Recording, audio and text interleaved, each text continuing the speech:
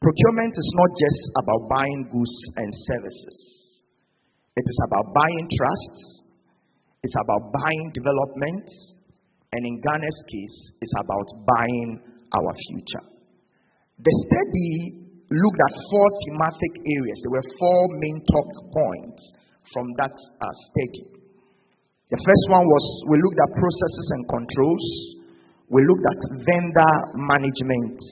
We looked at procurement fraud. Then we also looked at reporting and training. Then let's look at some of the rationalizations, the excuses people give when they engage in procurement fraud. Some say, many respondents cited that everyone else does it. So they say everyone else is doing it. They came to meet the people doing that. And so they also engage in that.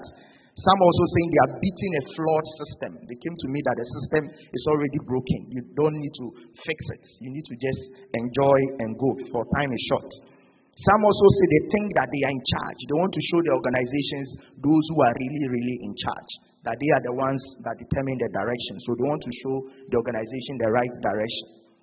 Some also say they feel underpaid and undervalued. These are responses that you practitioners, you gave us. Some of you said that you felt underpaid and undervalued, and that is what pushed or pushes some people, which I believe they are not here.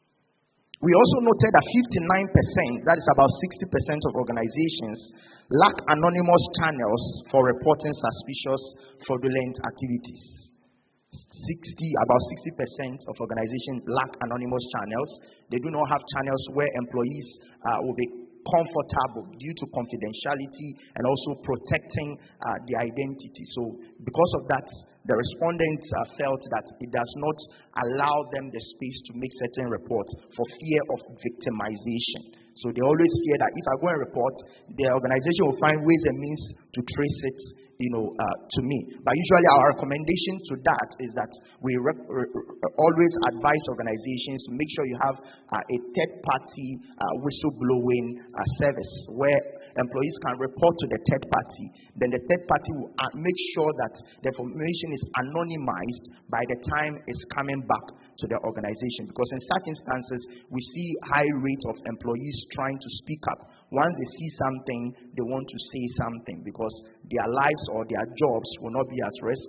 They will not be victimized as a result. So that's one recommendation that we give even in such regards. And even as a result of that, KPMG, we even have a dedicated line. We call it an ethics line, where we have some subscribed clients. People call when they suspect certain things in the organization. Then we help protect the identities of those persons, but fish out to make sure that those issues are solved, even on ground, to provide that kind of confidential and anonymous channels to people to feel free to report. The 90% of respondents say that when it comes to reporting, they want anonymity. So it's linked to the 60% who say that they don't have anonymous channel. Then 90% of respondents want more training to be able to identify and detect procurement fraud. Most of us say we need more training, we need more awareness. We want to be able to tell the red flags, we want to see the signs to help us identify them. So let's look at some reasons people give for which they do not report suspicion. When they see things, the reasons they don't report. Some of the reasons you guys gave.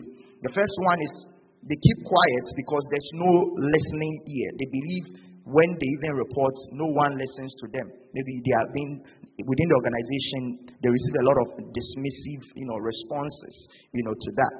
They again say that they are afraid of being victimized if their identity is disclosed. They again say that I do not take action because of the fear of being sacked. Some of them, they see things but they cannot see, because sometimes there's a general balance in our traditional setting that says that it's not everything that you see that your mouth can see. So sometimes it affects them. They are not able to see certain things that they see because they are afraid when they say it, they can be sacked. My point is that if procurement is reimagined with integrity, innovation, and resilience, as we have as our theme, reimagining procurement and supply. So if it is reimagined with integrity, innovation, resilience, then procurement will not just be a cost center. In a lot of places, they see procurement as a line item, as a cost center. They only pay salaries. They don't see the value. it will be the engine of national development. And so the choice is ours. Will procurement be Ghana's greatest vulnerability, or will procurement be Ghana's greatest advantage? So the choice is up to us as procurement practitioners, and up to us as people who are in the value chain of procurement, to make sure that Ghana rises to where it has to be through the instrumentality of our efforts. Thank you and good morning.